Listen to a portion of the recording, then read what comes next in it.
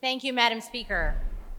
I rise in support of this legislation that will begin to restore some of the funding our local police departments have lost over the last several decades. In the past, Republican-led legislatures have made drastic cuts to revenue sharing for local governments, which has led to our public safety, including police, fire, and EMS, being in crisis today. Troy, one of the cities that I represent, has lost in the amount below full statutory revenue sharing. Just in the period between 2003 and 2017, $33.4 million. Clawson has lost over the same period $5.89 million.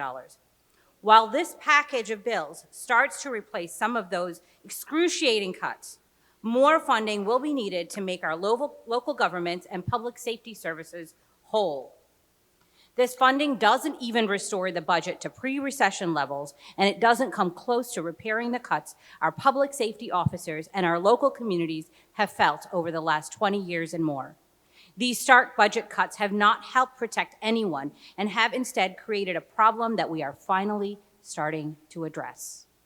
In fact, a recent headline titled, "With EMS Staffing Crisis Brewing for Decades, COVID Pushes Shortage into Danger Zone," renewed my conversations with the City of Troy's EMS head and fire chief and partners like the Michigan Municipal League and Michigan Township Association on how to repair the damage done over the last couple of decades to our local units of government.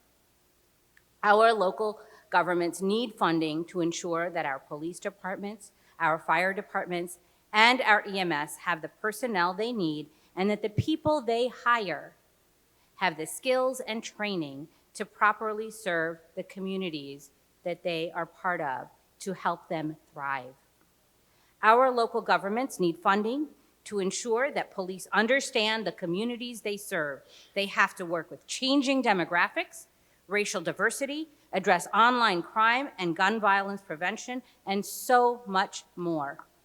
Our local governments need help keeping the promises of a secure retirement after a lifetime of services, defending first responders' pensions from partisan attacks. Our local governments need help keeping the promises of a secure community to their residents. Our first responders need more training to handle a mental health crisis in a way that protects officers, the accused, and the public without resorting to violence. Our first responders and our constituents are relying on us to fund public safety and other essential services so that they can better protect the local communities.